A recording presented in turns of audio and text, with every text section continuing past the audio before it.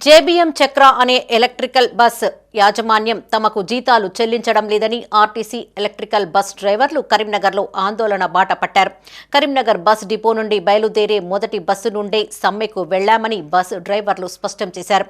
Electrical బస్సుల ప్రారంభం నుండి తాము బస్సు డ్రైవర్లుగా పనిచేస్తున్నామని ఎలక్ట్రికల్ బస్ డ్రైవర్ల సంఘం అధ్యక్షులు లింగాల సంతోష్ రెడ్డి అన్నారు. మొదట తమకు 25,000 రూపాయల జీతం ఇస్తామని చెప్పి ఇప్పుడు 8,000 రూపాయలు ఇస్తామని అన్నారు.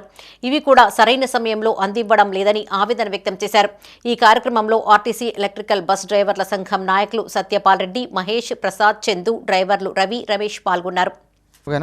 మేము 2 డిపోలో జేబీఎం కంపెనీ ఎలక్ట్రికల్ బస్సులు నడపడానికి మమ్మల్ని రిక్రూట్మెంట్ తీసుకున్నారు.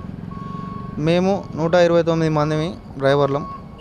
మాకు 25,000 సాలరీ ఇస్తానని ఒప్పుకున్నారు. తీరా టైంకి వచ్చినాక ట్రైనింగ్ ఇట్లా అన్నీ అయిపోయినాక తర్వాత 18,000 ఇస్తాం అని చెప్పిన తర్వాత మేము ఆ సాలరీకి అయితే మేము చేయలేము అన్న తర్వాత మళ్ళీ ఒక 15 డేస్ 20 డేస్ వరకు మాకు 19,000 ఇస్తానన్నారు. చేతికి హ్యాండ్ క్యాష్ టోటల్ పిఎఫ్ తోటి 21,000 ఇస్తామన్నారు. మాకు ఆ వేతనాలు కూడా ఇప్పుడు 2 నెలల అవుతుంది. మేము అడిగితే వాళ్ళు అదే 19,000 ఇస్తాం నిజామాబాద్ లాగా.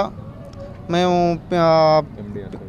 ఎండి వస్తాడు బుధవారం నాడు, ఫస్ట్ సోమవారం నాడు వస్తాడన్నాడు, తర్వాత అరగంట వరకే మంగళవారం వస్తా అన్నాడు, తర్వాత మళ్ళీ గంట వరకు బుధవారం వస్తాడని ఇప్పుడు చెప్పారు.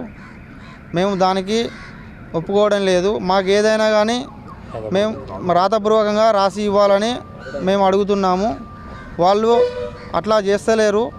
మాకు బుధవారం నాడు దాకా టైం ఇవ్వండి, ఇప్పటిదాకా టైం ఇచ్చారు. ఇప్పుడు మహేష్ అనే స్వామిని కూడా మేము నమ్మడం జరిగింది.